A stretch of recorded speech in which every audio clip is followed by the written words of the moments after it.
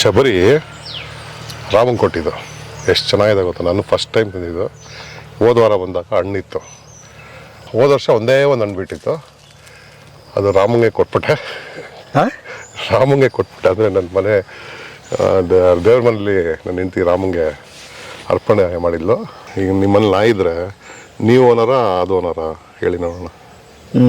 ಹೆಂಗೆ ನಿಮಗೆ ಫೀಲಿಂಗ್ ಕೊಡುತ್ತೆ ನೀವು ಓನರ್ ನೀನು ಓನರ್ ಅಂತ. ಬಟ್ ಅದಕ್ಕೆ ಅಕ್ಕ ಮಾಡದೆ ತಕ್ಕದ್ ನೀವು, ಅದು ಮುಂದೆ ತಗೊಂಡೋಗಿ ಊಟ ಇಡೋರು ನೀವು, ಅದಕ್ಕೆ ಸ್ನಾನ ಮಾಡಿಸೋದು ನೀನು. ಈಗ who is the dog year.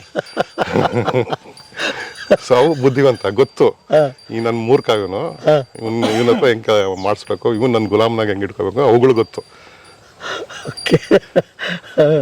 ಏನು ಈ ಅಂಗಲಲ್ಲಿ ಯೋಚನೆ ಮಾಡಿರಲಿಲ್ಲ ಅಲ್ವಾ. ಎಲ್ಲರೂ ಆಮೇಲೆ ಡಾಗ್ ಓನರ್ ಅಂತಾರೆ. Dog is your owner, you are not the owner. Good. ಸದ್ಯ ಮನುಷ್ಯಂಗೆ ಏನೋ ಓನರ್ಶಿಪ್ ಕೊಡಬಾರ್ದು. Will destroy everything. ನಾವು ನಮ್ಮ ಮನುಷ್ಯ ಇದು ವಿಲ್ ಡಿಸ್ಟ್ರಾಯ್. ನನಗೆ ನನ್ನ ಕಂಪ್ನಿ US ಕಂಪ್ನಿಲಿ ನನ್ನ ಸ್ಯಾಲ್ರಿ ಆವ್ರೇಜ್ ಇಂಡಿಯನ್ ಸ್ಯಾಲ್ರಿಗಿಂತ 4 ಪಟ್ಟು ಜಾಸ್ತಿ ಇತ್ತು. 4 ಪಟ್ಟು ಅಂದರೆ ಆಗಿನ ಕಾಲಕ್ಕೆ $300,000 ಅಂದರೆ ಇವತ್ತಿನ ಲೆಕ್ಕಕ್ಕೆ 2.5 ಕೋಟಿ. ಹಾಗಾದ್ರೆ ಎಷ್ಟು ಕೋಟಿ ವರ್ತ್ ಕಂಪನಿ ಕಟ್ಟಿದ್ರಿ? ಅದು ಇವತ್ತಿನ ಲೆಕ್ಕಕ್ಕೆ ಒಂದು 100 ಕೋಟಿ, ಒಂದು 80-100 ಕೋಟಿ ಬಂಡವಾಳ ಹಾಕಿ ನಾನು ನನ್ನ ಫ್ರೆಂಡು 3-4 ಜನ ಫ್ರೆಂಡ್ಸು 1,500 ಸಾವಿರ ಹಾಕ್ಬಿಟ್ಟು ಗಿರಿನಗರದಲ್ಲಿ ಸ್ಟಾರ್ಟ್ ಮಾಡಿದ್ವಿ. ಬರ್ರಿ ಬೀಗ್ರ ಊಟ ಮಾಡೋಣ. ಬಾಳ್ ಮಂದಾಗ್ಲಿ ತಗೋರಿ. ನಿಮ್ಮ ಬಾಯಾರಿಕೆಯಿಂದ ಹಂಗ ಆಗ್ಲೇವಾ? ನಮಸ್ತೆ ಗೆಳೆಯರೇ, ಬದುಕಿನ ಬುತ್ತಿಗೆ ತಮಗೆ ಎಂದಿನಂತೆ ಆಧಾರದ ಸ್ವಾಗತ. ನಾನಿವತ್ತು ರೈತ ಉದ್ಯಮಿ ಆಗುವ ಕಥೆಯನ್ನು ತೊಗೊಂಡು ಬಂದಿದ್ದೀನಿ. ಅದು ಅಷ್ಟೇ ಅಲ್ಲ, ರೈತ ಉದ್ಯಮಿಯಾಗಿ ಏನೆಲ್ಲ ಸಾಧಿಸಬಹುದು ಅನ್ನೋದನ್ನು ಪ್ರತ್ಯಕ್ಷವಾಗಿ ತೋರಿಸಿ ನಿಮಗೆ ಮನದಟ್ಟು ಮಾಡಿಸ್ತೀನಿ. ಆ ಕತೆ ತೊಗೊಂಡು ಬಂದಿದ್ದೀನಿ. ಅವ್ರು ಬೇರೆ ಯಾರೂ ಅಲ್ಲ ಗೆಳೆಯರೇ, ನಿಮ್ಮ ಪ್ರೀತಿಯ ಮಂಡ್ಯ ಆರ್ಗ್ಯಾನಿಕ್ ಮಧುಚಂದನ್ ಅವರ ಕತೆ ತೊಗೊಂಡು ಬಂದಿದ್ದೀನಿ. ಒಬ್ಬ ರೈತ ಮನಸ್ಸು ಮಾಡಿದರೆ ಏನೆಲ್ಲ ಸಾಧನೆ ಮಾಡಬಹುದು ಅನ್ನೋದನ್ನು ನೀವು ಈ ವಿಡಿಯೋ ಸರಣಿ ಮೂಲಕ ನೋಡ್ತಾ ಹೋದ್ರೆ ಗೊತ್ತಾಗುತ್ತೆ. ಯಾಕಂದರೆ ಯಾವಾಗಲೂ ಮಾತಾಡ್ತಾನೆ ಇರ್ತೀವಿ, ರೈತನ ಜೀವನ ಕಷ್ಟ, ರೈತರಿಗೆ ಬೆಲೆ ಇಲ್ಲ, ಬೆಳೆ ಇದ್ದರೆ ಬೆಲೆ ಇಲ್ಲ, ಬೆಲೆ ಇದ್ದರೆ ಬೆಳೆ ಇಲ್ಲ ಅಂತ ಹೀಗೆಲ್ಲ ಮಾತಾಡ್ತಾ ಇರ್ತೀವಲ್ವಾ. ಹಾಗಾದರೆ ಇವರು ಸಾವಿರಾರು ಕೋಟಿಯ ಕಂಪನಿಯನ್ನು ಕಟ್ಟೋದಕ್ಕೆ ಹೇಗೆ ಸಾಧ್ಯ ಆಯಿತು? ಎಕ್ಸ್ಪೋರ್ಟು ಇಂಪೋರ್ಟು ಮಾಡೋದು ಹೇಗೆ? ನಮ್ಮ ದೇಶ ವಿದೇಶಗಳಲ್ಲಿ ನನ್ನ ಪ್ರಾಡಕ್ಟನ್ನು ಸೇಲ್ ಮಾಡೋದು ಹೇಗೆ ಅಂತ ಸುಮಾರು ಜನ ಯೋಚನೆ ಮಾಡ್ತಾ ಇರ್ತೀರಿ. ಈ ವಿಡಿಯೋ ನೋಡ್ತಾ ಹೋಗಿ ನಿಮಗೆ ಅದರ 100% ಅರಿವು ಮೂಡುತ್ತೆ. ನೀವು ಕೂಡ ದೊಡ್ಡ ಉದ್ಯಮಿ ಆಗ್ಬೋದು. ಬನ್ನಿ ಆ ಕತೆ ಹೇಳ್ತೀನಿ. ನಾನೀಗ ನಿಂತ್ಕೊಂಡಿರ್ತಕ್ಕಂಥ ಜಾಗ ಮಧುಚಂದನ್ ಅವರು ವಿದೇಶದಿಂದ ಬಂದು ಏನು ಕನಸು ಮಂಡ್ಯದಲ್ಲಿ ನಾನೊಂದು ಆರ್ಗ್ಯಾನಿಕ್ ಕಟ್ಟಬೇಕು ಅಂತ ಏನು ಮನಸ್ಸು ಮಾಡ್ತಾರೆ, ಅದರ ಮೊದಲನೇ ಜಾಗ ಇದು. ಹಾಗಾದರೆ ತಮ್ಮ ಕನಸಿನ ಮೊದಲಿನ ಬೀಜವನ್ನು ಅವ್ರು ಹೇಗೆ ಬಿತ್ತಿದ್ರು ಅನ್ನೋದನ್ನು ತೋರಿಸೋ ಮೂಲಕ ಅವ್ರ ಕತೆ ಹೇಳೋದಕ್ಕೆ ಪ್ರಯತ್ನ ಮಾಡ್ತೀನಿ. ಬನ್ನಿ, ಮಂಡ್ಯ ಆರ್ಗ್ಯಾನಿಕ್ನ ಕತೆಗೆ ತಮಗೆ ಸ್ವಾಗತ ಗೆಳೆಯರೇ. ಬನ್ನಿ.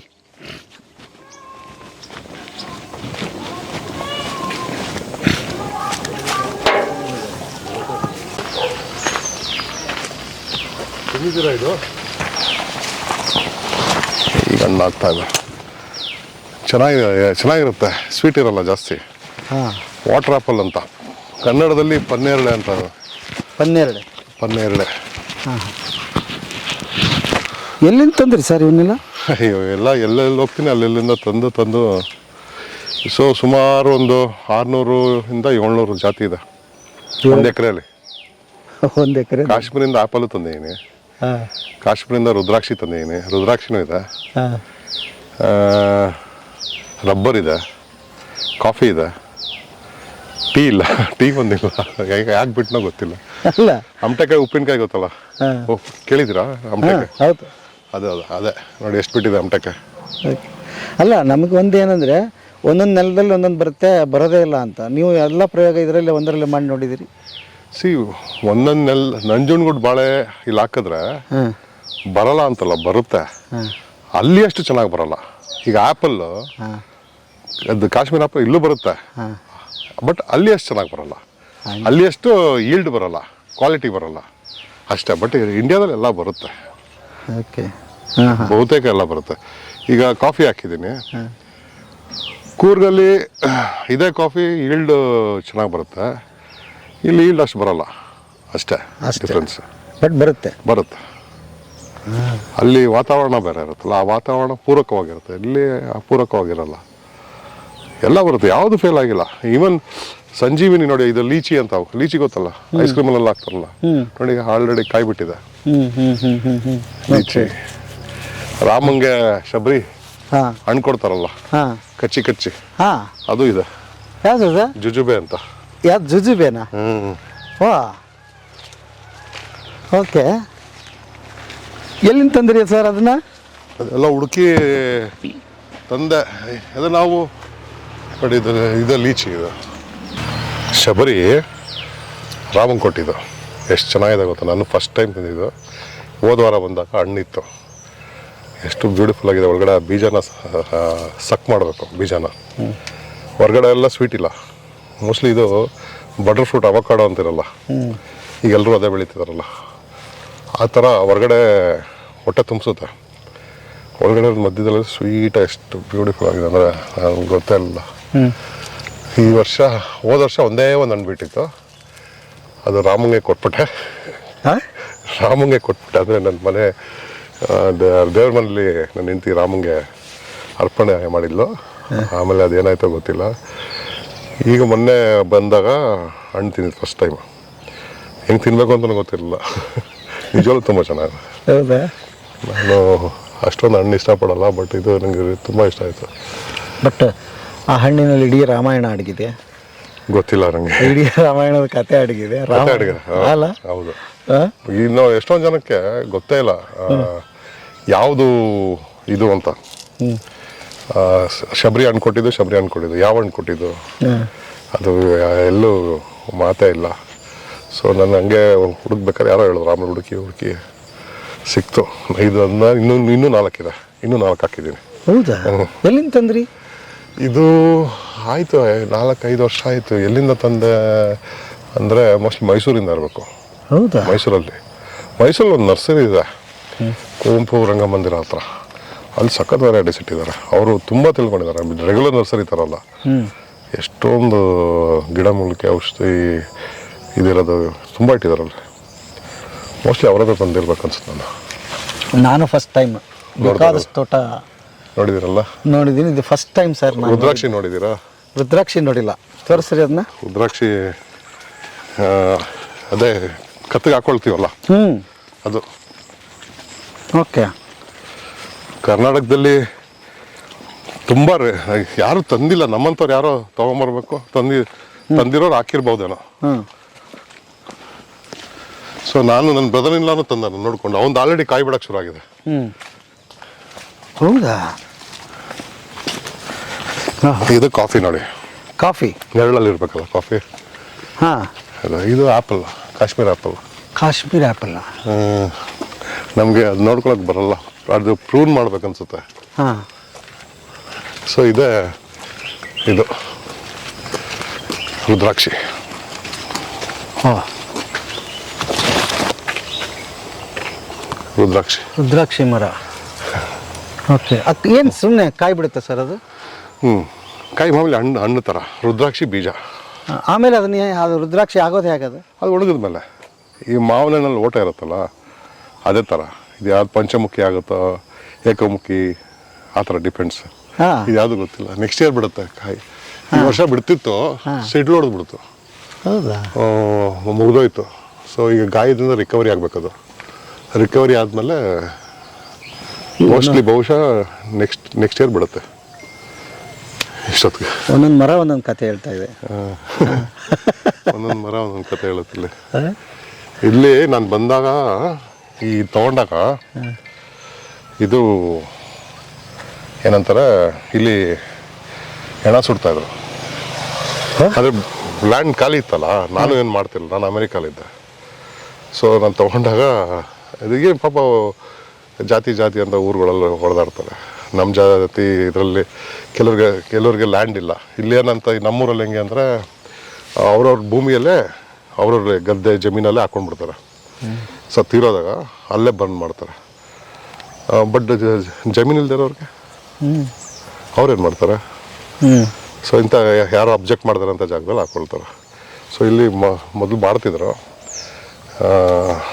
ಮೋಸ್ಟ್ಲಿ ಅವರ ಎಲ್ಲ ಆತ್ಮಗಳ ಆಶೀರ್ವಾದದಿಂದ ನಾವು ಇದಾಗಿದ್ವಿ. ಎಲ್ಲರೂ ನೆಗೆಟಿವ್ ಆಗಿ ತಗೊಳ್ತಾರೆ, ಆ ಆತ್ಮಗಳೇ ನಮ್ಮನ್ನ ಕಾಪಾಡ್ತಾ ಇರೋದು ಅಂತ. ಅಯ್ಯೋ ಅದ್ಭುತ ನಿಮ್ದು, ಎಲ್ಲ ತದ್ವಿರುದ್ಧ ಮಾಡಿದ್ದೀರಿ. ನಾನು ಮಾಡಿರೋದೇ ತದ್ವಿರುದ್ಧ. ಯಾಕಂದರೆ ಇಡೀ ವರ್ಲ್ಡಲ್ಲಿ ಇವತ್ತಿಗೂ ಯಾವುದೇ ಹೈವೇಯಲ್ಲಿ ಗ್ರೋಸರಿ ಶಾಪ್ ಇಲ್ಲ. ನೋಡಿದ್ದೀರ ಎಲ್ಲರ? ಇಲ್ಲ. ಅದರಲ್ಲೂ ಆರ್ಗ್ಯಾನಿಕ್ ಗ್ರೋಸರಿ ಶಾಪ್ ಮಾಡಿದ್ದೀನಿ ಫಸ್ಟು, ವರ್ಲ್ಡಲ್ಲೇ ಫಸ್ಟ್ ನಾವೇ ಮಾಡಿದ್ದು. ಇವತ್ತವರೆಗಿನ ಯಾರು ಮಾಡಿಲ್ಲ ನೋಡಿ. ಅದಂಗೆ ತದ್ವಿರೋಧ. ಈಗ ನೀರಲ್ಲಿ ಹರಿಯ ನೀರಲ್ಲಿ ಮೀನು ಹರಿಯ ಕಡೆ ಈಜ್ಕೊಂಡು ಹೋಗ್ತಾ ಇದ್ರೆ ಯಾರು ನೋಡಲ್ಲ, ಉಲ್ಟಾ ಈ ಜಮೀನನ್ನ ನೋಡ್ತಾರೆ. ಕಾನ್ಸೆಪ್ಟ್ ಅಷ್ಟೇ ಅಲ್ವಾ, ಹ್ಯೂಮನ್ ಕಾನ್ಸೆಪ್ಟು ವರ್ಕ್ ಆಗೋದಕ್ಕೆ. ಅಂದರೆ ಬೇರೆಯವ್ರು ನೋಡಲಿ ಅಂತ ಮಾಡಲಿಲ್ಲ, ನಮ್ಮ ಥಾಟು ಇದೆಲ್ಲ. ಸೊ ಆ್ಯಕ್ಚುಲಿ ನಮ್ಮ ಪೂರ್ವಿಕರು ಕರೆಕ್ಟ್ ದಿಕ್ಕಲ್ಲಿ ಹರಿತಾ ಇದ್ರು. ಸಾವಿರಾರು ವರ್ಷದಿಂದ ಒಂದೇ ದಿಕ್ಕಲ್ಲಿ ಹರಿತಾ ಇದ್ರು. ಅದಕ್ಕೆ ಯಶಸ್ವಿಯಾಗಿದ್ದರು, ಐಶ್ವರ್ಯ ಆಯಿತು. ಆಯಿತಾ? ನಮ್ಮ ಆಗ ಜಮೀನಿರೋರ್ಗೆ ಮನೇಲಿ ಕಾಸಿನ ಸರ ಇತ್ತು ಅಲ್ಲ, ಆ ಸಂಪತ್ತಿತ್ತು. ಈಗ 60-70 ವರ್ಷದಿಂದ ಯಾವಾಗ ಹರಿಯೋ ದಿಕ್ಕನ್ನ ಬದಲಾಯಿಸಿದ್ವಿ, ಮೊದಲು ನಮ್ಮ ಪೂರ್ವಿಕರು ಒಂದು ನದಿಯಾಗಿ ಹರ್ಕೊಂಡು ಸಮುದ್ರಕ್ಕೆ ಸೇರ್ಕೊಳ್ಳೋರು. ಹೊಸ ಕೃಷಿ ಇಂಟ್ರೊಡ್ಯೂಸ್ ಮಾಡಿದ್ರಲ್ಲ, ತೊಗೊಂಡೋಗಿ ಈಗ ತೊಗೊಂಡೋಗಿ ಹಳ್ಳಕ್ಕೆ ಬಿಟ್ಬಿಟ್ರು. ನದಿನ ತೊಗೊಂಡೋಗಿ ಹಳ್ಳಕ್ಕೆ ಬಿಟ್ಬಿಟ್ರು. ಯಾವತ್ತೂ ಅವ್ರು ಹೋಗಿ ಸಮುದ್ರಕ್ಕೆ ಸೇರ್ಕೊಂಡು ದೊಡ್ಡದಾಗ್ತಾಯಿತ್ತು. ಇವರು ತಪ್ಪಿಸ್ಬಿಟ್ಟು ಇವತ್ತು 100ಕ್ಕೆ 100 ಜನ ರೈತರು ಎಲ್ಲ 1% ಬಿಟ್ಟರೆ ಎಲ್ಲರೂ BPL ಕಾರ್ಡ್ಸ್, ಎಲ್ಲರೂ BPL ಕಾರ್ಡ್ ಹೋಲ್ಡ್ರು. ಕಾಸಿನ ಸರ ಇರಲಿ, ನೆಟ್ಟಿಗೆ ಹಾಕೊಳಕ್ಕೆ ಚಿನ್ನದ ಸರನೇ ಇಲ್ಲ. ಈಗ ನೋಡಿ ಹಳ್ಳೀಲಿ ರೈತನ ಹೆಂಡ್ತೀನಿ ನೋಡಿ, ಕರಿಮಣಿ ಸರ ಹಾಕೊಂಡು ನೋಡ್ತಾ ಇರ್ತಾರೆ. ದುರಂತ ಏನಂದರೆ, ಹಳ್ಳಿಗಳಿಂದ ದವಸ ಧಾನ್ಯಗಳನ್ನ ಎತ್ಕೊಂಡು ಗಾಡಿ ಸಿಟಿಗೆ ಹೋಗ್ತಿತ್ತು. ಈಗ ರೈತರಿಗೆ ದವಸ ಧಾನ್ಯ ಕಾಳುಗಳನ್ನು ತಗೊಂಡು ಹಳ್ಳಿಗೆ ಬರ್ತಾ ಇದ್ದಾವೆ ಗಾಡಿ. ಹೌದು, ಎಂಥ ವಿರೋಧಾಭಾಸ ಅಂತ. ಊರಲ್ಲಿ ಒಟ್ಟು 4,000 ಜನಸಂಖ್ಯೆ ಇದೆ, 1,000 ಮನೆ ಇದೆ. ಅದರಲ್ಲಿ ಒಂದು 300 ಜನ ರೈತರಿದ್ದಾರೆ. 300 ಮನೆಗಳು ಜಮೀನು ಇಟ್ಕೊಂಡಿದ್ದಾರೆ. 1 ಎಕರೆ 2 ಎಕರೆ, ಜಾಸ್ತಿ ಅಂದರೆ 3-4 ಎಕರೆನ ಹೈಯೆಸ್ಟು. 300 ಒಂದು 600-700 ಎಕರೆ ಬರುತ್ತೆ ನಮ್ಮೂರಿಗೆ. 4,000 ಜನ 3 ಹೊತ್ತು ಊಟ ಮಾಡ್ತಾರೆ ನಮ್ಮ ಊರಲ್ಲಿ ಅಲ್ವಾ? ಎಲ್ಲ ಊರಲ್ಲಿ ಮಾಡ್ದಂಗೆ. 4,000 ಇಂಟು 3 ಹೊತ್ತು ಊಟ ಅಂದರೆ ಎಷ್ಟಾಯಿತು? 12,000 ಊಟ ಆಯಿತು. 365 ದಿನಕ್ಕೆ ಎಷ್ಟಾಯಿತು? 10 ಲಕ್ಷದ ಮೇಲೆ ಆಯಿತು ಊಟ. ಎಷ್ಟು ಥರ ಊಟ ಮಾಡ್ತಾರೆ? 60-70 ಥರ ಬೇಕು ಒಂದು ತಿಂಗಳಿಗೆ ಅಲ್ವಾ? ಕಾಯಿ ಬೇಕು, ಸೊಪ್ಪು ಬೇಕು, ತರಕಾರಿ ಬೇಕು, ಕಾಳುಗಳು ಬೇಕು ಎಲ್ಲ. ಈಗ ಈ 300 ಮನೆ ಅವರು ಯಾರು ಜಮೀನಿದೆಯೋ, ನಮ್ಮೂರಿಗೆ ಅವ್ರು ಬೆಳೆದ್ರೆ ವರ್ಷ ಪೂರ್ತಿ ಡಿವೈಡ್ ಮಾಡಿಕೊಂಡು ನಮ್ಮೂರಿಗೆ ಸಾಲಲ್ಲ ಊಟ. ನಮ್ಮೂರಿಗೆ ಅವ್ರು ಬೆಳೆಯೋದೇ ಸಾಲಲ್ಲ. ಎಲ್ಲ ನೋಡಿ ಹಿಂಗಿದ್ದು ನಮ್ಮ ಸಿಸ್ಟಮ್ಮು, ನಮ್ಮ ಹಳ್ಳಿ ಸಿಸ್ಟಮ್ ಇದ್ದಿದ್ದೇ ಹಿಂಗೆ. ಏನು ಮಾಡಿದ್ರು, ಹೊಸ ಮಾಡರ್ನ್ ಇದು ಮಾಡಿದ್ರು, ಅದೆಲ್ಲ ಮಾಡಿಬಿಡಿ, ದುಡ್ಡಿಲ್ಲ ಅದರಲ್ಲಿ ಅಂದ್ಬಿಟ್ಟು ಕಬ್ಬು ಬೆಳೆಯೋಕೆ ಹೇಳಿದ್ರು. ಕಬ್ಬನ್ನ ಯಾರು ತಿಂತಾನಪ್ಪ? ಎಲ್ಲ 70% ಕಬ್ಬು ಬೆಳೀತಾರೆ, ಭತ್ತ ಇನ್ನು 20%, ಇನ್ನು 10% ರಾಗಿ, ಅಲ್ಲಿ ಇಲ್ಲಿ ತೆಂಗು ಅಷ್ಟೇ. ಇನ್ನೇನು ಮಾಡ್ತೀರಾ? ಎಲ್ಲ ಸಿಟಿಯಿಂದನೇ ಬರ್ಬೇಕು ತಾನೆ. ಈಗ ಇಲ್ಲಿ ಸಿಂಪಲ್ ಕಾನ್ಸೆಪ್ಟು. ಇಲ್ಲಿ ಏನಿದೆಯೋ ನಮ್ಮ ಊರಲ್ಲಿ ಜಮೀನು 600-700 ಎಕರೆ, ಅವರೆಲ್ಲ ಸೇರಿಬಿಟ್ಟು ಒಂದು 60-70 ಥರ ಬೆಳೆದ್ರೆ ವಿವಿಧ ನೀವು ನಮ್ಮೂರಿಗೆ ಊಟ ನಮ್ಮೂರಿಗೆ ಸಪ್ಲೈ ಮಾಡೋಕ್ಕಾಗಲ್ಲ. ಬೇರೆ ಊರಿಗೆ, ನಮ್ಮೂರಿಗೆ ಅವ್ರು ಮಾಡೋಕ್ಕಾಗಲ್ಲ. ಎಲ್ಲರೂ ಊರಲ್ಲಿರೋರೆಲ್ಲ ಅದೇ ರೇಟ್ ಕೊಡ್ತಾ ಇರ್ತಾನೆ. ಸಿಟಿಯಿಂದ ಏನು ಒಳ್ಳೆ ರೇಟ್ ತಾನೆ ಅದು ರೈತರಿಗೆ. ರೈತರಿಗೆ ಬುದ್ಧಿ ಹೇಳ್ಬೇಕಲ್ಲ, ಸರ್ಕಾರದವರು ದಾರಿ ತಪ್ಪಿಸ್ಬಿಟ್ಟಿದ್ದಾರೆ. ಮತ್ತು ಕಬ್ಬು ಬೆಳೆಯೋದು, ರೋಡಲ್ಲಿ ಕೂತ್ಕೊಳ್ಳೋದು, ನಂಗೆ ಕಬ್ಬಿಗೆ ರೇಟ್ ಕೊಟ್ಟಿಲ್ಲ ಅಂತ ಗಲಾಟೆ ಮಾಡೋದು. ನಾನು ಇದ್ದೀನಲ್ಲ, ನಾನು ಮಾಡಿದ್ದೀನಲ್ಲ ಅವ್ರ ಜೊತೆ ಸೇರಿಕೊಂಡು ರೋಡಲ್ಲಿ ನಿಂತ್ಕೊಂಡು 108 ದಿನ ಕಬ್ಬಿಗೂ ರೇಟ್ ಕೊಡಿ ಅಂತ ಮಾಡಿದ್ದೀವಿ. ನಮ್ಮ ಹಳ್ಳಿಗಳು ಯಾಕೆ ರಿಚ್ ಆಗಿದ್ದು ಅಂದರೆ ವೈವಿಧ್ಯತೆ ಇತ್ತು. ಅವ್ರ ಮೇಲೆ ಹಸು ಇತ್ತು, ಕೋಳಿ ಇತ್ತು, ಕುರಿ ಇತ್ತು, ಎಲ್ಲ ಇತ್ತು. ಏನು ತೊಗೊಳ್ತಿದ್ದೆ ಹೇಳಿ ನೋಡ? ಏನು ತೊಗೊಳ್ತಿದ್ರು? ಮ್ಯಾಕ್ಸಿಮಮ್ ಒಂದೊಂದು ಕುಟುಂಬ ಏನು ತೊಗೊಳ್ತಿದ್ರು? ಎಲ್ಲ ಅವರೇ ಬೆಳ್ಕೊಳ್ಳೋರು. ಏನು ತೊಗೊಳ್ತಿದ್ರು? ತೊಗೊಳ್ತಾ ಇದ್ರು. ಅದು ಬಿಟ್ಟರೆ ಮದುವೆಗಿದ್ರೆ ಬಟ್ಟೆ ಗಿಟ್ಟೆ ಖರ್ಚೇ ಇರಲಿಲ್ವಲ್ಲ. ಹೌದು. ನನಗೆ ಭಾಳ ಕುತೂಹಲದ ಪ್ರಶ್ನೆ ಏನಂದರೆ 3 ದಿವಸದಿಂದ ಓಡಾಡ್ತಾನೆ ಇದ್ದೀನಿ, ಅರ್ಥ ಮಾಡ್ಕೊಳಕ್ಕೆ ಪ್ರಯತ್ನ ಪಟ್ಟೀನಿ. ಅಷ್ಟು ಈಸಿಯಾಗಿ ಆರ್ಗ್ಯಾನಿಕ್ ಮಂಡ್ಯ ಅಷ್ಟು ದಕ್ಕೋದಿಲ್ಲ, ತುಂಬ ಆಳವಾಗಿ ನೋಡ್ಬೇಕಾಗ್ತದೆ, ಮಾಡಬೇಕಾಗ್ತದೆ. ನಂದು ಭಾಳ 3 ದಿವಸದಿಂದ ಕೊರಿತಾ ಇರೋದು ಏನು ಅಂದರೆ, ಎಲ್ಲರೂ ಅದನ್ನೇ ಮಾತಾಡಿದ್ದಾರೆ ಕೂಡ, ಯಾಕೆ ಅಪ್ಪಂಗೆ ಬೇಕಿತ್ತು, ಆರಾಮಾಗಿರ್ಬೋದಾಗಿತ್ತು, ಬಂದಿದ್ದನ್ನೆಲ್ಲ ಮಾಡಿದ್ದಾರೆ. ಖುಷಿ ಅಂತೂ ಬೇಕಾದಷ್ಟಿದೆ ಅವ್ರ ಹತ್ರ. ನಾನು ನಿಮ್ಮನ್ನು ಕೇಳ್ತೀನಿ, ಇದು ಬೀಜ ಎಲ್ಲಿ ಮೊಳಕೆ ಹೊಡಿತು ಸರ್? ಬೀಜ ಅಂದರೆ ನಾನು ಬಾಲ್ಯ ಹೇಗಿತ್ತು? ಬಾಲ್ಯ ಮಾಮೂಲಿ ಎಲ್ಲರೂ ಹಂಗೆ. ನಮ್ಮ ತಂದೆ ಅಗ್ರಿಕಲ್ಚರ್ ಯೂನಿವರ್ಸಿಟಿಯಲ್ಲಿ ಇದ್ದರು, JKVKಲ್ಲಿ. ಹೆಸರು ಡಾಕ್ಟರ್ ಚಿಕ್ಕದೇವಯ್ಯ ಅಂತ. ಅವರು ಅಲ್ಲಿದ್ದರು, ವೈಸ್ ಚಾನ್ಸಲರ್ ಆಗಿ ರಿಟೈರ್ಡ್ ಆದರು. ಅಲ್ಲೇ ನಾವು ಬೆಳೆದಿದ್ದೆಲ್ಲ JKVK ಕಾಡಲ್ಲಿ.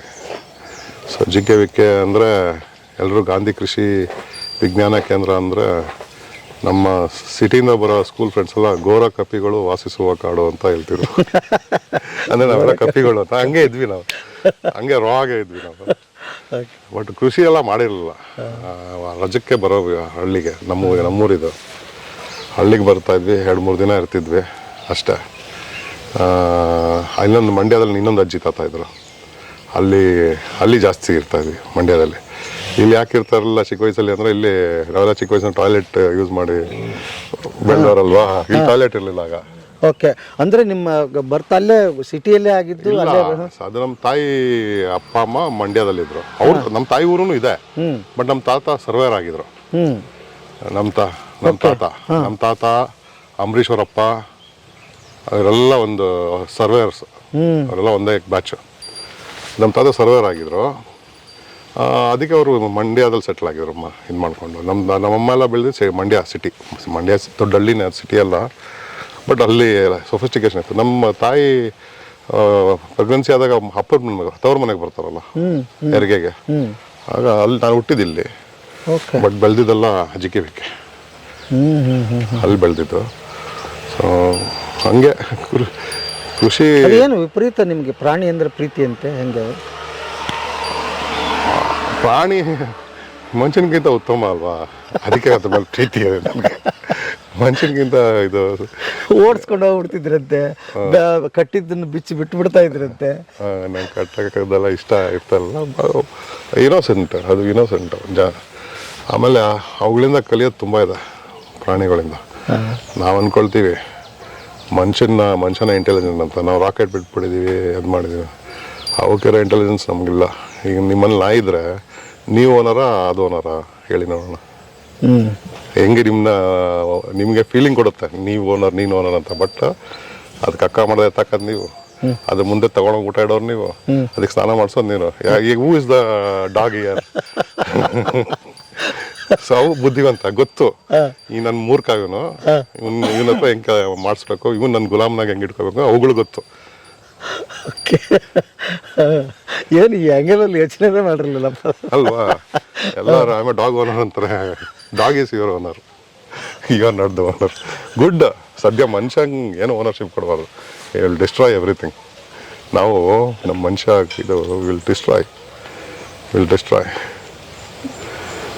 ನೋಡಿ, ಈಗ ಸಾಫ್ಟ್ವೇರ್ ಇಂಜಿನಿಯರ್ಸ್ ಸುಮ್ಮನೆ ಇರ್ಬೇಕು ತಾನೆ, ಅವ್ರು ಇದಕ್ಕೆ ಅವರೇ ಹುಳ ಬಿಟ್ಕೊಂಡ್ರ AI ಮಾಡಿದ್ರ. ಈಗ ಯಾರು ಕೆಲಸ ಹೋಯ್ತಾ ಇದೆ? First software engineers. ಅವ್ರು ಕಂಡಿದ್ದು ಅವ್ರಿಗೆ ಮ್ಯಾನ್ ಡಿಸ್ಟ್ರಾಯ್ಸ್ ಹಿಮ್ಸೆಲ್ಫ್, ಯಾರು ಬೇರೆಯವ್ರು ಡಿಸ್ಟ್ರಾಯ್ ಮಾಡೋದು ಹಾಗೆ.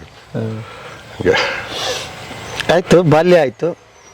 ನೆಕ್ಸ್ಟ್ ಬಾಲ್ಯ ಆದಮೇಲೆ ಇನ್ನೇನು ನಾವು ಮಾಮೂಲಿ ಶೇಷಾದ್ರಿಪುರಂ PU ಕಾಲೇಜ್, ಯಲಾಂಗದಲ್ಲಿ ಹೊಸದು ನಮ್ದು, ಅಲ್ಲಿ JKVK ಅಲ್ವಾ, ಯಲಾಂಗದಲ್ಲಿ ಹೊಸ ಬ್ರಾಂಚ್ ಶುರು ಮಾಡಿದರು, ಶೇಷಾದ್ರಿಪುರಂ PU. ಸೊ ಅಲ್ಲಿ PUC ಮಾಡಿದೆ. ಏನು ತೊಗೊಂಡ್ರಿ PUCಯಲ್ಲಿ? PCMBA ಮಾಮೂಲಿ. ಇನ್ನೇನು ಎಲ್ಲ ನಮ್ದೆಲ್ಲ ಆವಾಗೆಲ್ಲ PUC PCMB ಇಂಜಿನಿಯರ್ ಆಗಬೇಕು, ಇಷ್ಟ ತಾನೇ ಅಪ್ಪ ಅಮ್ಮಂದು ಆಸೆ. ಇನ್ನೇನಿರಲಿಲ್ಲ, ನನ್ನ ಮಗ ಕೃಷಿ ಮಾಡಬೇಕು, ನನ್ನ ಮಗ ಇಲ್ಲ ಡಾಕ್ಟರ್ ಆಗಬೇಕು, ಇಲ್ಲ ಇಂಜಿನಿಯರ್ ಆಗಬೇಕು. ಈಗಲೂ ಅದೇ ಇದೆ. ಈಗ ಬಂದಮೇಲೆ ಇಂಜಿನಿಯರ್ ಆಸೆ ಹೋಗಿದೆ, ಡಾಕ್ಟರ್ ಮೇಲೆ ಇನ್ನೂ ಆಸೆ ಇಟ್ಕೊಂಡಿದ್ದಾರೆ. ಬಟ್ ಇವಾಗ ಸ್ವಲ್ಪ ಪೇರೆಂಟ್ಸ್ ನಮ್ಮ ಥರ ಏನಾರ ಮಾಡಲಿ, ಲೆಟ್ ದೆಮ್ ಪರ್ಸ್ಯೂ ಅಂತ ಇದು ಮಾಡಿ. ಆಗಿನ ಕಾಲದಲ್ಲಿ ಹಂಗಿರಲಿಲ್ಲ. PCMB ಮಾಡಿದೆ. ಆಮೇಲೆ ನನಗೆ ಮಣಿಪಾಲಲ್ಲಿ ಫ್ರೀ ಸೀಟ್ ಸಿಕ್ತು MIT. ಅಲ್ಲಿಗೆ ಹೋದೆ ಮಣಿಪಾಲಲ್ಲಿ. ಅಲ್ಲಿ ಬಿಸಿಲು ಬೆಂಗಳೂರಲ್ಲಿ ಬೆಳೆದವ್ರು ಮಂಗಳೂರು ಬಿಸಿಲು ತಡಿಯೋಕ್ಕಾಗಲ್ಲ. ಆಮೇಲೆ ಬಿಸಿಲು ಒಂದು, ಇನ್ನೊಂದು ಅಲ್ಲಿ ಊಟ ಇಲ್ಲಿ ತಿಂದ ಅಭ್ಯಾಸ, ಅಲ್ಲಿ ಊಟ ಅಡ್ಜಸ್ಟ್ ಆಗಲಿಲ್ಲ. ಸಿಹಿ ಸಾಂಬಾರು. ಆಮೇಲೆ ಎಲ್ಲದಕ್ಕಿಂತ ಹೆಚ್ಚಿಗೆ ಹೋಮ್ ಸಿಕ್ನೆಸ್ಸು, ಅಪ್ಪ ಅಮ್ಮ ಬಿಟ್ಟಿರಲಿಲ್ಲ ಅಲ್ಲ. ಅದಕ್ಕೆ ಏನು ಮಾಡಿದೆ, ಫ್ರೀ ಸೀಟ್ ಎಕ್ಸ್ಚೇಂಜ್ ಮಾಡಿಕೊಂಡು ಮಂಡ್ಯದಿಂದ ಯಾರೋ ಸಿಕ್ಕಿತ್ತು, ಅವ್ರ ಸೀಟ್ ನಾನು ತೊಗೊಂಡು ಮಂಡ್ಯ ಬಂದೆ. ಅಜಿತ್ ತಾತ ನಂಗೆ ತುಂಬ ಕ್ಲೋಸ್, ನಮ್ಮ ಇದರಲ್ಲ ಈ ಅಜಿತ್ ತಾತ ಹೊರಟೋಗಿದ್ರು, ಊರಲ್ಲಿರೋ ಅಜಿತ್ ತಾತ ಅವರಿದ್ರು. ಅಜಿತ್ ತಾತನ ಮನೆಗೆ ಬಂದು, ಅಂದರೆ ಅಮ್ಮನ ಅಪ್ಪ ಅಮ್ಮ ಅಲ್ಲಿ ಬಂದು ಅಲ್ಲಿ ಇದ್ದು ಇಂಜಿನಿಯರಿಂಗ್ ಮುಗಿಸ್ದೆ. ಇಂಜಿನಿಯರಿಂಗ್ ಮುಗಿಸಿದ್ರಿ. ಓಕೆ. ಇದ್ರ ಮಧ್ಯೆ ಊರಿಗೆ ಬರ್ತಿದ್ರಿ? ಮಂಡ್ಯಕ್ಕೆ ಬರ್ತಿದ್ದ, ಮಂಡ್ಯದಲ್ಲೇ ಓದಿದ್ದಲ್ವ ಇಂಜಿನಿಯರಿಂಗು, ಬರ್ತಿದ್ದೆ. ಬಟ್ ನಾನು ಕೆಲ್ಸಕ್ಕೆ ಸೇರಿಕೊಂಡೆ. ಆಮೇಲೆ ಇಂಜಿನಿಯರಿಂಗ್ ಮುಗಿದ್ಮೇಲೆ ಕೆಲ್ಸಕ್ಕೆ ಸೇರಿಕೊಂಡೆ. ಕೆಲ್ಸಕ್ಕೆ ಸೇರ್ಕೊಂಡ್ಮೇಲೆ ಫಸ್ಟು UK ಹೋದೆ. ಆಮೇಲೆ ಬಂದೆ, ನಮ್ಮ ಅಜ್ಜಿ ಹೋಗ್ಬಿಟ್ರು, ಬಂದ್ಬಿಟ್ಟೆ, ಆ ಮಂಡ್ಯ ಅಜ್ಜಿ. ಆಮೇಲೆ US ಹೋದೆ. ಹಂಗೆ ಆಮೇಲೆಲ್ಲ ಸುತ್ತಾಡ್ಕೊಂಡು ಆಮೇಲೆ 2004ರಲ್ಲಿ ನನ್ನದೇ ಸಾಫ್ಟ್ವೇರ್ ಕಂಪ್ನಿ ಶುರು ಮಾಡಿದೆ. ಆಮೇಲೆ 2000 ಹಂಗೆ ಸುಮಾರು ದೇಶದಲ್ಲೇ ಕೆಲಸ ಮಾಡಿ ಹೊರಗಡೆ ಮಾಡಿದ್ದು. ಎಷ್ಟು ದೇಶ? ನಾನು UK ಅಲ್ಲಿ ಮಾಡಿದ್ದೀನಿ, ಲಂಡನ್ನ, ಮತ್ತು ಒಂದು ಇದು ಅಮೇರಿಕಾ, ಸೌತ್ ಆಫ್ರಿಕಾ, ಫಿಲಿಪೈನ್ಸು, ಇಸ್ರೇಲು, 6 ನಮ್ಮ ದೇಶ 6. ಇಲ್ಲಿ ಪುಣೆ, ಡೆಲ್ಲಿ ಕೆಲಸ ಮಾಡಿದ್ದೀನಿ. ಅಂದರೆ ಅದು 7 ದೇಶ ಆಫೀಸ್ ಕೆಲಸದ ಮೇಲೆ ಒಂದೊಂದು ದೇಶಕ್ಕೆ ಹೋದರೆ ಎಷ್ಟೆಷ್ಟು ತಿಂಗಳು ಎಷ್ಟೆಷ್ಟು ವರ್ಷ ಇರ್ತಿದ್ರ ಹೇಗೆ? ಲಾಸ್ಟ್ ಅಲ್ಲೇ ಇದ್ದಿದ್ದು ನಾನು, US ಅಲ್ಲೇ ಇದ್ದಿದ್ದು. ಎಷ್ಟು ವರ್ಷ? ಆಲ್ಮೋಸ್ಟ್ ಅದು 10-12 ವರ್ಷ ಆಗುತ್ತೆ. 10-12 ವರ್ಷ ಅಲ್ಲೇ ಇರೋದು. ಆಮೇಲೆ ನನ್ನ ಕಂಪ್ನಿ ಮಾಡಿದ್ಮೇಲೆ ಇಲ್ಲಿಗೆ 3 ತಿಂಗಳು 4 ತಿಂಗಳು 5 ತಿಂಗಳು ಒಂದ್ಸತಿ ಬೆಂಗಳೂರು ಬರ್ತದೆ. ಅಲ್ಲ, ಇಲ್ಲ ಕಂಪ್ನಿಗೆ ಆಮೇಲೆ ಬರೋಣ. ಈಗ ಅಲ್ಲಿದ್ರು ಮದುವೆ ಯಾವಾಗ ಆಯ್ತು ನಿಮ್ಮದು? ನನ್ನ ಮದುವೆ ಆಗಿದ್ದು, ನನ್ನ ಹೆಂಡತಿ ಬಂದ್ಬಿಟ್ಟು ನನ್ನ ಕಾಲೇಜ್, ನನ್ನ ಬ್ಯಾಚ್ಮೇಟು. ಅವಳು ಎನ್ವೈರನ್ಮೆಂಟಲ್ ಸೈನ್ಸು, ನಾನು electronics and communication. Love marriage. So ಹೌದಾ? 2000ಕ್ಕೆ ಕೆಲಸ ಸಿಕ್ತು. ಕೆಲಸ ಸಿಕ್ಕಿದ್ಮೇಲೆ 2001ಕ್ಕೆ ಮದುವೆ ಆಯಿತು. ಮದುವೆ ಆಯಿತು. ಮದುವೆ ಆಗಿ ಆದ ತಕ್ಷಣ ಅಲ್ಲ, ಮನೇಲಿ ಏನು ಸೇಮ್ ಆಗಿ ಕ್ಯಾಸ್ಟ್ ಇತ್ತಾ ಅಥವಾ ಬೇರೆ ಇತ್ತಾ? ಏನು ಆ್ಯಕ್ಚುಲಿ ನಾನು ಹೇಳ್ತೀನಿ, ನಾನು ಫಸ್ಟು ಲವ್ ಮಾಡಿದ್ದು ಮಣಿಪಾಲಲ್ಲಿ ಒಂದು ಹುಡುಗಿ ಮಹಿಮಾ, ಇದು BGK ಪಾಲ್ ಅಂತ, ಅವಳು ಅಲ್ಲಿ ಮಣಿಪಾಲಲ್ಲಿ ಓದ್ತಾ ಇದ್ಲು. ನಮ್ದು ಹಂಗೆ ಡಾಕ್ಟರ್ ರಾಜ್ಕುಮಾರ್ ಥರ ಇನ್ಲ್ಯಾಂಡ್ ಲೆಟ್ರಲ್ಲಿ ನಾನು ಮಂಡ್ಯದಿಂದ ಅವಳು ಲೆಟ್ರ್ ಬರೆಯೋದು, ಅವಳು ನಂಗೆ ಬರೆಯೋದು. ಒಂದು 2-3 ಸತಿ ಭೇಟಿಯಾಗಿದೆ. ಒಂದು ಲೆಟ್ರ್ ನಮ್ಮ ಸಿಕ್ಕಾಕೊಂಡ್ಬಿಡ್ತು ನಮ್ಮ ಅಪ್ಪ ಅಮ್ಮ ನನ್ನ ಹತ್ರ ಏನೂ ಕೇಳಲಿಲ್ಲ. ಅವಳಿಗೆ ಲೆಟ್ರ್ ಬರೆದ್ಬಿಟ್ಟು ಹಂಗೆ ಹಿಂಗೆ ಅಂದ್ಬಿಟ್ಟು ಸೆಂಟಿಮೆಂಟಲ್ಲಾಗೆ ಅವಳು ನನ್ನ ಲೆಟ್ರ್ ಬರೆದ್ಬಿಟ್ಟು ಇವ್ರ ಸಿಸ್ಟರ್ ಅಂತ ಬರಲು. ಅದಾದಮೇಲೆ ಹೋಯ್ತು. ಸೊ ಈಗ ನಾವು ಒಂದೇ ಕ್ಯಾಸ್ಟ್ ನಾವೆಲ್ಲ. ಅಲ್ಲ, ಈಗ ಅದು ಆಯ್ತು. ಮತ್ತೆ ಈಗ ಇದು ಎರಡನೇ ಪ್ರಯತ್ನವಾ? ಎರಡನೇ ಪ್ರಯತ್ನ, ಮೂರನೇ ಪ್ರಯತ್ನ. ಮಧ್ಯದಲ್ಲಿ ಇನ್ನೊಂದು ಹೋಯ್ತಾ? ಹೆಂಡತಿ ಫ್ರೆಂಡ್ ಅವರು ನಮ್ಮ ಗೌಡ್ರೆ, ಅವರು ಇದು ಮಾಡಿದ್ದೆ. ನಮ್ಮಮ್ಮ ಬಿಲ್ಕುಲ್ ಆಗೋದಿಲ್ಲ ಹಂಗೆ ಹಿಂಗೆ ಅಂದ್ಬಿಟ್ಟು ಕ್ಯಾನ್ಸಲ್ ಮಾಡಿಬಿಟ್ರು, ಬೇಡ ಅಂದ್ಬಿಟ್ರು. ಅಲ್ಲಿ ಮೂರನೇದು ನನಗೆ ಹೆಂಡತಿ. ಅಲ್ಲ, ಏನದು ಲವ್ ನಿಜಕ್ಕೂ ಏನದು? ಆಗ ಆ ಏಜಲ್ಲಿ ಇರ್ತಾವಲ್ಲ ಇನ್ಫ್ಯಾಚುಯೇಷನ್ ಅಂತ ಹೇಳ್ತಾರಲ್ಲ, ಹಂಗೆ ಎಲ್ಲ ಹುಡುಗಿರು ಚೆನ್ನಾಗಿ ಕಾಣ್ತಾರೆ, ಎಲ್ಲ ಹುಡುಗಿರು ಲವರ್ ಆಗ್ಬೇಕು ಅಂತ. ನಮ್ಮ ಹುಡುಗರು ಗೊತ್ತಲ್ಲ ಹಂಗೆ. ನಾವೇನು ಡಿಫ್ರೆಂಟ್ ಏನಲ್ಲ. ಆದ್ರೂ ನೋಡ್ರಿ, ನೀವು 2 ಫೇಲ್ಯೂರ್ ಆಗಿತ್ತಾ? ನಮ್ಮ ಅಪ್ಪ ಅಮ್ಮನಿಂದ ಫೇಲ್ಯೂರ್ ಆಗಿದೆ 2. ನಮ್ಮ ಅಪ್ಪ ಅಮ್ಮ ನನ್ನ ಹತ್ರ ಟ್ಯಾಕಲ್ ಮಾಡಲಿಲ್ಲ, ಹುಡುಗಿರ ಹತ್ರ ಡೈರೆಕ್ಟಾಗಿ ಟ್ಯಾಕಲ್ ಮಾಡ್ಬಿಟ್ಟು ನಂಗೆ ಗೊತ್ತಾಗ್ದಂಗೆ ನನ್ಗನ್ಸಿದ್ದು ಆ ಹುಡುಗಿರ ನಾನು ಬಿಟ್ಬಿಟ್ರು ಅನ್ನೋ ರೀತಿಗೆ ತಂದುಬಿಟ್ರು. ಅವ್ರು ನಿಂತಿದ್ರೆ ನಾನು ಯಾವುದೇ ಕಾರಣಕ್ಕೆ ಅವ್ರು ಕೈ ಬಿಡ್ತಿರ್ಲಿಲ್ಲ. ನಮ್ಮ ಅಪ್ಪ ಅಮ್ಮ ಅವಳಿಗೆ ಲೆಟ್ರ್ ಬಂದು ನೀ ಹಂಗೆ ಏನು ಬರ್ದಿರೋ ಇವತ್ತಿಗೂ ನನಗೆ ಗೊತ್ತಿಲ್ಲ ನನಗೆ. ಅವಳು ಬಂದ್ಬಿಟ್ಟು ಯಾವಾಗ ಗೊತ್ತಾಯ್ತು ನಿಮ್ಮ ಫಾದರ್ ಹಿಂಗೆ ಮಾಡಿಬಿಟ್ರೆ? ನನಗೆ ಐಡಿಯಾನೇ ಇಲ್ಲ. ಅವ್ನ ಲೆಟ್ರ್ ನೆಕ್ಸ್ಟ್ ಡೇ ನಾವು ಎವ್ರಿ ದಿನ ಅವಾಗ ಫೋನ್ ಇರಲಿಲ್ವಲ್ಲ, ಫೋನ್ ಇದ್ರು STD ಕಾಲ್ಸ್. ನನ್ನ ಫೋನು 8-9 ಸಾವಿರ ಆಗೋದು ಬಿಲ್ಲು, ಬರೀ ಅವಳಿಗೆ ಫೋನ್ ಮಾಡ್ಕೊಂಡು ಓ ಮಣಿಪಾಲ್ಗೆ STD ಮಾಡ್ತಿದ್ನಲ್ಲ. ಹಾಂ ಸೊ ಲೆಟ್ರು ಜಾಸ್ತಿ ಬರಿತಾ ಇದ್ದಿದ್ದು, ಇನ್ನೊಂದು ಲೆಟ್ರು ಬಂದಾಗ ಒಂದಿನ ನಮ್ಮ ಆಂಟಿ ಮನೆ ಅಡ್ರೆಸ್ ಕೊಟ್ಟಿದ್ದೆ, ನಮ್ಮ ಚಿಕ್ಕಮ್ಮನ ಮನೆ. ಅವ್ರು ಹೋಗಿ ಓದ್ಬಿಟ್ಟು ಓಪನ್ ಮಾಡ್ಬಿಟ್ಟು ನಮ್ಮ ಅಪ್ಪ ಅಮ್ಮಂಗೆ ಕೊಟ್ಬಿಟ್ಟಿದ್ದಾರೆ, ಅವ್ರ ಅಕ್ಕಂಗೆ. ಅವರು ಅದೇನು ಬರ್ದು ನಂಗೆ ಗೊತ್ತೇ ಇಲ್ಲ ಇವೆಲ್ಲ ಆಗಿದೆ ಅಂತ, ಲೆಟ್ರ್ ಬಂದಿದೆ ಅಂತ ಗೊತ್ತಿಲ್ಲ. ಒಂದು ವಾರ ಲೆಟ್ರೇ ಬರಲಿಲ್ಲ, ಒಂದು ವಾರ ಆದಮೇಲೆ ಲೆಟ್ರ್ ಬಂತು. ಆಮೇಲೆ ಎಲ್ಲ ಬರೆದ್ಬಿಟ್ಟು ಇನ್ನು ಮುಂದೆ ನಾವು ಮಾತಾಡೋದು ಬೇಡ ಹಂಗೆ ಹೆಂಗೆ ಅಂತ ಇಷ್ಟು ಉದ್ದ ಬರ್ಬೇಕು, ಕೊನೆಗೆ ಇವ್ರ ಸಿಸ್ಟರ್ ಅಂತ ಹೇಳೋ ಬರ್ತಿದ್ಲು. ಹಂಗೆ ಅದು ಬಿಟ್ಟೋಗಿದೆ. ಅವ ನಾನು ಕೇಳಿದೆ, ನಾನೇ ಹೋಗಿದ್ದೆ ಮಣಿಪಾಲ್ಗೆ. ಬಟ್ ಆಮೇಲೆ ಇರುತ್ತಲ್ಲ ಈ ಹುಡುಗರು ಸಂಕಟ, ಎಲ್ರಂಗೆ ನಮಗೂ ಫೀಲ್ ಆಗತ್ತಲ್ಲ, ಫೀಲ್ ಆಯಿತು. ಏನು ಆಮೇಲೆ ಅಲ್ಲ ಮರ್ಯಾಕೆ ಕುಡಿತಾರೆ, ಇನ್ನೇನೋ ಮಾಡ್ತಾರೆ. ಹಾಗೆ ಇನ್ನೂ ಕುಡಿಯೋ ವಯಸ್ಸಲ್ವಲ್ಲ ನಮ್ಮದು. ಅಂದರೆ ಎಷ್ಟು ಪ್ರಾಬಲಿ 18 ಇಯರ್ಸ್ ಇದ್ದ 17-18 ಇಯರ್ಸ್. ಅದೇನು ಕುಡಿಯೋ ಅಭ್ಯಾಸನೂ ಇರಲಿಲ್ಲ. ಹೆಂಗೆ ಮರ್ತ್ರಿ? ಮತ್ತೆ ಅದು ದೊಡ್ಡ ಕತೆ ಅದು. ಅದಕ್ಕೆ ಇನ್ನೊಂದು ಲವ್ ಮಾಡಿದೆ ಅಲ್ಲ, ಅದು ಫೇಲಿಯರ್ ಮಾಡ್ಬಿಟ್ರಲ್ಲ. 2 ತಿಂಗಳಿಗೆ ಇನ್ನೊಂದು ನಮ್ಮ ಕಾಲೇಜ್ ಹುಡುಗಿನ ಆಯ್ತು. ಈಗ ನಾವು ಅವಳು ಕ್ರಿಶ್ಚಿಯನ್ ಅಂದ್ಬಿಟ್ಟು ಬೇಡ ಅಂತ ಮಾಡಿದ್ದು. ಅದಕ್ಕೆ ಆಯ್ತು, ನಮ್ಮ ಅವರೇ ಇದು ಮಾಡಿದೆ. ಅದು ನೋಡಿದ್ರೆ ಅದು ಇನ್ನೇನೋ ಕತೆ ಆಗಿ ಅದು ಹೋಯ್ತು. ಅಷ್ಟೊತ್ತಿಗೆ ಇದು ಮರೆಯೋ ಅಷ್ಟರಲ್ಲಿ ನನ್ನ ಹೆಂಡತಿ ಸಿಕ್ಬಿಟ್ಲು. ಅದು ಹೆಂಗೆ ಇದನ್ನ ತಕ್ಷಣ ಹಿಂಗೆ ಮರೆತು ಇನ್ನೊಬ್ಬರನ್ನ ಹೆಂಗೆ ಅದು ಅಂತ. ಅಲ್ಲ, ಎರಡನೇದೇನು ಅಷ್ಟೊಂದು ಸೀರಿಯಸ್ ಇರಲಿಲ್ಲ, ನನಗೂ ಏನಂತ ಸೀರಿಯಸ್ ಇರಲಿಲ್ಲ. ಅದೇನೋ ಸದ್ಯಕ್ಕೆ ನಾನು ಮರಿಯೋ ಫೇಸಲ್ಲೇ ನನ್ನ ಹೆಂಡತಿನೂ ಬಂದ್ಬಿಟ್ಲು ಅಷ್ಟೇ. ಇವ್ರಿಗೆ ಹೇಳ್ಕೊಂಡ್ರ ಇದೆಲ್ಲ ಆಗಿತ್ತು ನನ್ನ ಲೈಫ್? ಗೊತ್ತಲ್ಲ, ಅದಕ್ಕೆ ಕ್ಯಾಮ್ರಾ ಮುಂದೆ ಮಾತಾಡ್ತಾ ಇರೋದು. ಹೇಳಿಲ್ಲ ಅಂದ್ರೆ ಮಾತಾಡೋಕ್ಕಾಗತ್ತ ಕ್ಯಾಮ್ರಾ ಮುಂದೆ? ಅಲ್ಲ, ಅದು ಯಾವಾಗ ಹೇಳ್ತಾರೆ ಅಂದ್ರೆ ಎಲ್ಲ ಮುಗಿದ ಮೇಲೆ ಅಮ್ಮ ಹಿಂಗಾಗಿತ್ತು ಹಿಂದಕ್ಕೆ ಅಂತ ಹೇಳ್ತಾರೆ. ಸ್ಟಾರ್ಟಿಂಗ್ ಹೇಳಿದ್ರ ಅಂತ ಇಲ್ಲ, ಅವಳಿಗೆ ಗೊತ್ತಿತ್ತು. ಹೌದಾ? ಅವಳಿಗೆ ಫಸ್ಟೇ ಗೊತ್ತಿತ್ತು. ಗೊತ್ತಿದ್ದು ಒಪ್ಕೊಂಡ್ರ?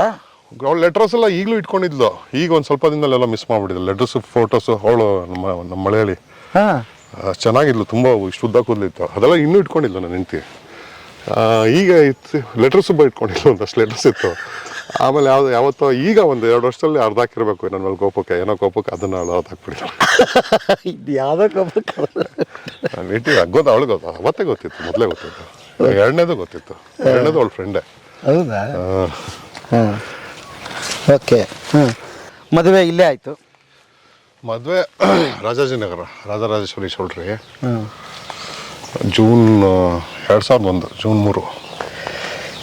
ಅವಾಗೇನು ಕಂಪನಿ ಕಟ್ಟಿದ್ರಿ ನೀವು? ಇಲ್ಲ, ಅವಾಗ ಕೆಲಸ ಮಾಡ್ತಾಯಿದ್ದೆ ಅಲ್ಲಿ. ಅಂದರೆ ಇಲ್ಲೇ ಇದ್ದೆ. ಮದುವೆ ಆದಮೇಲೆ UK ಹೋದೆ. UK ಹೋದೆ, ಬಂದೆ. ನಮ್ಮ ಅಜ್ಜಿ ತೀರೋಗ್ಬಿಟ್ರು, ಬಂದೆ. ಆಮೇಲೆ ಇದಾದ್ಮೇಲೆ US ಹೋದೆ. US ಹೋಗ್ಬೇಕಾದ್ರೆ ನನ್ನ ಮಗಳು, ನನ್ನ ಹೆಂಡತಿ ಪ್ರೆಗ್ನೆಂಟು. ಇಲ್ಲಿ ವಿಪ್ರೋಲಿದ್ದೆ ನಾನು. ಅವರು ಅರ್ಜೆಂಟ್ ಹೋಗ್ಬೇಕು ಅಂತ ಬೋಸ್ಟನ್ಗೆ ಅರ್ಜೆಂಟ್ ಮಾಡ್ಬಿಟ್ರಿ. ನನ್ನ ಹೆಂಡತಿ ಇನ್ನೇನು ಡೆಲಿವರಿ ಟೈಮ್ ಬೇರೆ. ಹೋಗ್ಬಿಟ್ಟು ಕೇಳಿದೆ, 1 ವಾರ ಎಕ್ಸ್ಟೆಂಡ್ ಮಾಡಿಕೊಡಿ ಅಂತ. ಬಿಲ್ಲಿಂಗ್ ಲಾಸ್ ಆಗುತ್ತೆ ಏನು, ಬಟ್ ಮಾಡಿಕೊಟ್ರು ಪಾಪ. US ಹೋದೆ. US ಹೋಗೋದು ಇತ್ತು, ಇದು ಡೆಲಿವರಿ ಬೇರೆ ಆಗಿಲ್ಲ. ನನ್ನ ಮಗಳು ನನಗೆ ವಾಟ್ರು ಬ್ರೋಕ್ ಆಗಿಬಿಡ್ತು, ಅದು ನೀರು ಇದಾಗಿ ಬೇಗ ಡೆಲಿವರಿ ಆಯಿತು. ನಾನು ಮೋಸ್ಟ್ಲಿ ನಾನು ನೋಡಬೇಕಾಗಿತ್ತು ಹೋಗೋಕ್ಕೂ ಮುಂಚೆ US ಗೆ. ಅದಕ್ಕೆ ಬಂದ್ಲು. ಅವಳ ಜೊತೆ 3 ದಿನ ಇದ್ಬಿಟ್ಟು US ಹೋದೆ, ಬೋಸ್ಟನ್ಗೆ. ಒಂದು ಡಿಸೆಂಬರ್ 25-26, 2002. ಅದಕ್ಕಿಂತ ಮುಂಚೆ UK ಅಲ್ಲಿದ್ದೆ, ಲಂಡನ್ನಲ್ಲಿದ್ದೆ. ಹಿಂಗೆ ಸಾಮಾನ್ಯವಾಗಿ ಹೋಗಿ ಸೆಟ್ಲ್ ಆದವರು ನಿಮಗೆ ಕೆಲಸ ಮಾಡ್ತಿದ್ರಿ, ಒಳ್ಳೆ ಸಂಬಳ ಬರ್ತಿತ್ತು ಎಲ್ಲ? ಸಂಬಳ ಅಲ್ಲ, ನನ್ನದೇ ಕಂಪ್ನಿ ಅಲ್ಲ. ನಿಮ್ಮದೇ ಕಂಪ್ನಿ ಅದು? ಒಳ್ಳೆ ಸಂಬಳ ಅಂದರೆ ಏನು ಕಂಪ್ನಿ ಅದು? Software company. Software company. ಅದು ಆಟೋಮೇಷನ್ ಪ್ರಾಡಕ್ಟ್ ಮಾಡುತ್ತೆ. ಆಟೋಮೇಷನ್ ಪ್ರಾಡಕ್ಟ್ ಮಾಡುತ್ತೆ, ಟೆಸ್ಟ್ ಮಾಡೋಕ್ಕೆ ಮೊಬೈಲ್ಸ್ ಎಲ್ಲ ಟೆಸ್ಟ್ ಮಾಡುತ್ತೆ ಆಟೋಮೆಟಿಕ್ಕಾಗಿ. ಆ ಪ್ರಾಡಕ್ಟ್ ಮಾಡಿದ್ವಿ, ಚೆನ್ನಾಗಿತ್ತು, ಚೆನ್ನಾಗಿ ನಡೀತಿತ್ತು. ಹೆಂಗೆ ಅದನ್ನು ಕಂಪ್ನಿ ಕಟ್ಬೇಕಂತ ಯಾಕೆ ಬಂದಿದ್ದು ನಿಮಗೆ? ನಾನು ಚಿಕ್ಕ ವಯಸ್ಸಿಂದನೂ ಒಂಥರ ಆಂಟ್ರಪ್ರನರ್ ನಾನು. ಅಂದರೆ ನಾನು 7ನೇ ಕ್ಲಾಸಲ್ಲಿ ಸ್ಟ್ಯಾಂಪ್ ಕಲೆಕ್ಷನ್ ಮಾಡ್ತಾಯಿದ್ದೆ, ಸೇಲ್ ಮಾಡ್ತಾಯಿದ್ದೆ. ಸ್ಟಾಂಪ್? ಅದು ಯಾರಿಗೆ ಸೇಲ್ ಮಾಡ್ತಿದ್ರಿ? ಎಲ್ಲಿ ಕಲೆಕ್ಟ್ ಮಾಡಿ? ಕ್ಲಾಸ್ಮೇಟ್ಸ್ ಕಲೆಕ್ಟ್ ಎಲ್ಲಿ ಮಾಡ್ತಿದ್ರಿ? ಅದು ಮಾಮೂಲಿ ಅದ್ರದ್ದೇ ನೆಟ್ವರ್ಕ್ ಇರ್ತಾವಲ್ಲ, ಹಾಂ ಹುಡ್ಕೊಂಡು ಕಲೆಕ್ಟ್ ಮಾಡೋದು. ಹಾಂ ಮತ್ತೆ ಯಾರು US UK ಹೋಗಿದ್ರೆ ಅವ್ರ ಹತ್ರ ಲೆಟರ್ಸ್ ಇದ್ರೆ ಆಗಲ್ಲ, ಲೆಟರ್ ಇದಾವೆ ಎಲ್ಲರ ಹತ್ರ ಇದಿರೋದು, ಅಲ್ಲಿ ಇಸ್ಕೊಳ್ಳೋದು, ಹಿಂಗೆ ಕಲೆಕ್ಟ್ ಮಾಡ್ತಾಯಿದ್ವಿ. ಆಮೇಲೆ ಸ್ಟ್ಯಾಂಪ್ಸ್ ಆಯಿತು. ಅದಾದಮೇಲೆ ಮಶ್ರೂಮ್ ಬಿಸ್ನೆಸ್ ಮಾಡಿದ್ದೆ. ನಮಗೆ 2 ಹೊಸ ಮನೆ ಕಟ್ಟಿದ್ವಿ ಯಲಹಂಕದಲ್ಲಿ. ಅಲ್ಲಿ ಕ್ಯಾರೇಜ್ ಕಾರ್ ಇರಲಿಲ್ವಲ್ಲ, ಕ್ಯಾರೇಜ್ ಖಾಲಿ ಇತ್ತು. ಸೊ ಲಾಲ್ಬಾಗ್ ಹೋಗ್ಬಿಟ್ಟು ಮಶ್ರೂಮ್ದು ಬೀಜ ತಂದುಬಿಟ್ಟು ಮಶ್ರೂಮ್ ಮಾಡ್ತಾ ಇದ್ವಿ. ಮಶ್ರೂಮ್ನ ಸುತ್ತಮುತ್ತ ಮನೆಯವ್ರು ಮಾರ್ತಿದ್ದೆ. 10ನೇ ಕ್ಲಾಸಲ್ಲಿ ಇರ್ಬೇಕಾರೆ ನಮ್ಮ ಟೀಚರ್ಸ್ಗೂ ಮಾರ್ತಿದ್ದೆ. ಟೀಚರ್ಸ್ಗೂ ಮಾರ್ತಿದ್ದೆ. ₹6 ಒಂದು ಪ್ಯಾಕು. ಇನ್ನೂ ಜ್ಞಾಪಕ ಇದೆ. ಒಂದು ಪ್ಯಾಕೆಟ್ಗೆ ₹6 ಅದು ಮಶ್ರೂಮ್ ಮಾಡ್ತಿದ್ದೆ. ಅದಾದಮೇಲೆ ಅದೇ ಏನೋ ನಂದೇ ಮಾಡ್ಬೇಕು ಅಂತ ಯಾವಾಗಲೂ ಆಸೆ ಇತ್ತು. 2000 ಕಂಪ್ನಿ ಎಲ್ಲ ಬಿಟ್ಟು ನಾನೇ ಸ್ಟಾರ್ಟ್ ಮಾಡಿದೆ. ಫಸ್ಟು ಟ್ರೈನಿಂಗಿಂದ ಸಣ್ಣದಾಗಿ ಶುರು ಮಾಡಿದೆ. ಹೋಗ್ತಾ ದೊಡ್ಡದಾಯಿತು, ತುಂಬ ದೊಡ್ಡದಾಗೋಯ್ತು. US ಅಲ್ಲಿ ವೆರಿ ಗುಡ್, ಒಳ್ಳೆ ಸ್ಯಾಲ್ರಿನೂ ಬರ್ತಿತ್ತು ನನಗೆ. ನನ್ನ ಕಂಪ್ನಿ US ಕಂಪ್ನಿಲಿ ನನ್ನ ಸ್ಯಾಲ್ರಿ ಆ್ಯಾವ್ರೇಜ್ ಇಂಡಿಯನ್ ಸ್ಯಾಲ್ರಿಗಿಂತ 4 ಪಟ್ಟು ಜಾಸ್ತಿ ಇತ್ತು. 4 ಪಟ್ಟು ಅಂದರೆ ಆಗಿನ ಕಾಲಕ್ಕೆ $300,000 ಅಂದರೆ ಇವತ್ತಿನ ಲೆಕ್ಕಕ್ಕೆ 2.5 ಕೋಟಿ. 2.5 ಕೋಟಿ ವರ್ಷಕ್ಕೆ. ವರ್ಷಕ್ಕೆ ಹಾಂ, ಅದು ದೊಡ್ಡ. ಆಗ 300 ಅಂದರೆ $3 ಲಕ್ಷ. ಒಂದು ಇದು ಆಗ್ತದೆ. ಇಲ್ಲಿ ಕಂಪ್ನಿ ನೀವು ಕಟ್ಟಿದ್ರಿ ಅಂತ ಹೇಳಿದ್ರಿ. ಆ ಕಂಪ್ನಿ ಕಟ್ಟಿದ್ದೇನಾಯ್ತು? ಅಲ್ಲಿ ಯಾಕೆ ಕೆಲ್ಸಕ್ಕೆ ಹೋದ್ರಿ? ಏನು ಕೆಲಸ ಅಲ್ಲ, ನಮ್ಮ ಕಂಪ್ನಿ ನಾವು ಸ್ಯಾಲ್ರಿ ತೊಗೊಳ್ತಿದ್ವಿ. ನಮ್ಮ ಕಂಪ್ನಿ ನಾವು ಕೆಲಸ ಮಾಡ್ತೀವಿ. ಈಗೆಲ್ಲ ಎಲ್ಲ ಕಂಪ್ನೀಸು ಅಷ್ಟೇ, ಫೌಂಡರ್ಸ್ ಸ್ಯಾಲ್ರಿ ತೊಗೊಳಲ್ವಾ? ಹಾಂ, ಹಂಗೆ ನಿಮ್ಮ ಕಂಪ್ನಿದೆ, ನಿಮ್ಮ ಸಂಬಳ. ಹೌದು, ದಟ್ ಈಸ್ ಹೌ ಎಲ್ಲ ಕಂಪ್ನಿ ವರ್ಕ್. ಹಾಗಾದ್ರೆ ಎಷ್ಟು ಕೋಟಿ ವರ್ತ್ ಕಂಪ್ನಿ ಕಟ್ಟಿದ್ರಿ? ಅದು ಇವತ್ತಿನ ಲೆಕ್ಕಕ್ಕೆ ಒಂದು 100 ಕೋಟಿ, ಒಂದು 80 ಇಂದ 100 ಕೋಟಿ. ಬಂಡವಾಳ ಎಲ್ಲಿಂದ ಹಾಕಿದ್ರಿ ಸರ್? ಇದು ನಮ್ಮ ಫಸ್ಟ್ ಸ್ಟಾರ್ಟ್ ಮಾಡಿ ಸರ್ವಿಸಸ್. ಬಂಡವಾಳ ಹಾಕಿ ನಾನು ನನ್ನ ಫ್ರೆಂಡು 3-4 ಜನ ಫ್ರೆಂಡ್ಸು 1,500 ಸಾವಿರ ಹಾಕ್ಬಿಟ್ಟು ಗಿರಿನಗರದಲ್ಲಿ ಸ್ಟಾರ್ಟ್ ಮಾಡಿದ್ವಿ. ಅವನು ಬ್ಯಾಚುಲರ್ ಇದ್ದ, ಅವ್ರ ಮನೇಲಿ ಸ್ಟಾರ್ಟ್ ಮಾಡಿದ್ವಿ. 1,500 ₹6,000 ಹಾಕಿ. ಹಾಂ, ಸೊ ಸರ್ವಿಸಸ್ ಬೆಸ್ಟ್ ಅಲ್ವಾ? Services best. ನೀವು ಏನು ಸರ್ವಿಸ್ ಮಾಡೋದು? ಫಸ್ಟ್ ಹೆಂಗೆ ಅಂದರೆ ನಮ್ಗೆ ನಾವೆಲ್ಲ ಬಂದಿದ್ದು ಟೆಸ್ಟಿಂಗ್ ಬ್ಯಾಕ್ಗ್ರೌಂಡ್, ಆಟೋಮೇಷನ್ ಬ್ಯಾಕ್ಗ್ರೌಂಡಿಂದ. ಬೇರೆ ಕಂಪ್ನಿಗೆ ರಿಕ್ವೈರ್ಮೆಂಟ್ ಇದ್ರೆ ನಾವು ಟ್ರೈನ್ ಏನದು ಆಟೋಮೇಷನ್ ಏನು ಮಾಡುತ್ತೆ? ಏನು ಮಾಡುತ್ತೆ ಅಂದರೆ ನಿಮ್ಮದು ಇಂಟರ್ನೆಟ್ಟಲ್ಲಿ ವೆಬ್ ಪೇಜಸ್ ಇರುತ್ತೆ, ಮೊಬೈಲ್ ಆ್ಯಪ್ಸ್ ಇರುತ್ತೆ, ಅದನ್ನೆಲ್ಲ ಟೆಸ್ಟ್ ಮಾಡುತ್ತೆ, ಟೆಸ್ಟಿಂಗ್ ಮಾಡುತ್ತೆ ಆಟೋಮೆಟಿಕ್ ಆಗಿ. ಓಕೆ, ನೀವೊಂದು ಸ್ಕ್ರಿಪ್ಟ್ ಬರೆದ್ಬಿಟ್ರೆ ಅದೇ ರನ್ ಮಾಡಿದ್ರೆ ಟೆಸ್ಟ್ ಮಾಡಿಬಿಟ್ಟು ರಿಸಲ್ಟ್ ಕೊಡುತ್ತೆ. ಅದು ನಮ್ಮ ಕೆರಿಯರ್ ಇದ್ದಿದ್ದು. ಓಕೆ, ನೀವು ಓದಿದ್ದು ಅದೇ ಆಗಿತ್ತು? ನಾವು ಓದಿದ್ದು ENC ಎಲೆಕ್ಟ್ರಾನಿಕ್ಸ್ ಚಿಪ್ಸ್, ಮಾಡಿದ ಸಾಫ್ಟ್ವೇರ್. ಅಯ್ಯೋ, ಹಾಂ. ಸೊ ಸರ್ವಿಸಸ್ ಬೇಸ್ಡಲ್ಲಿ ಮಾಡಿದಾಗ ಏನಾಗುತ್ತೆ, ಬೇರೆ ಕಂಪ್ನಿಗೆ ರಿಕ್ವೈರ್ಮೆಂಟ್ ಇದೆ ರಿಸೋರ್ಸು. ಆಗ ನಾವು ಟ್ರೈನ್ ಮಾಡಿರೋ ರಿಸೋರ್ಸ್ ಕೊಡ್ತಿದ್ವಿ ಕನ್ಸಲ್ಟಿಂಗ್ ಮೇಲೆ. ಸೊ ಕನ್ಸಲ್ಟಿಂಗ್ ಅಂದರೆ ನೀವು ಒಂದು ಮಂತ್ಗೆ 1 ಲಕ್ಷ ನಾವು ಚಾರ್ಜ್ ಮಾಡಿದ್ರೆ ನಾವು ಸ್ಯಾಲ್ರಿ ಒಂದು 70,000 ಕೊಡ್ತಿದ್ವಿ, 30,000. ಸೊ ನಮಗೆ ಬಂಡವಾಳ ಏನಿರಲಿಲ್ಲ. ಸರ್ವಿಸಸ್ ಕಂಪ್ನಿನ ಆಮೇಲೆ ಪ್ರಾಡಕ್ಟ್ ಕಂಪ್ನಿಯಾಗಿ ಮಾಡಿದ್ವಿ. ಆಗ ಯಾವಾಗ ನಮ್ಮದು ದೊಡ್ಡ ಕ್ಲೈಂಟ್ಸ್ ಎಲ್ಲ ಬಂದುಬಿಟ್ರು, ಯಾವಾಗ ಟರ್ನ್ ಓವರ್ ಜಾಸ್ತಿ ಆಯಿತು, ದೆನ್ ಅದನ್ನು ನಾವೇ ಡೆವಲಪ್ಮೆಂಟ್ ಟೀಮ್ ಹೈರ್ ಮಾಡಿಕೊಂಡು ಅದನ್ನು ಪ್ರಾಡಕ್ಟ್ ಕಂಪ್ನಿಯಾಗಿ ಮಾಡಿದ್ವಿ. ಆಮೇಲೆ ಪ್ರಾಡಕ್ಟ್ ಸೇಲ್ ಮಾಡೋಕ್ಕೆ ಶುರು ಮಾಡಿದ್ವಿ. ₹6,000 ಶುರುವಾಗಿದ್ದು 100 ಕೋಟಿ. ಆಲ್ಮೋಸ್ಟ್ $8-9 million ರೆವಿನ್ಯೂ ವ್ಯಾಲ್ಯೂಯೇಷನ್ ಬಂತು. ಆಮೇಲೆ ಅಷ್ಟು ಬಂದಿತ್ತು, ಎಲ್ಲ ಇತ್ತು, ನಡೀತಾ ಇತ್ತು, ಕಂಪ್ನಿ ನಡೀತಿತ್ತು.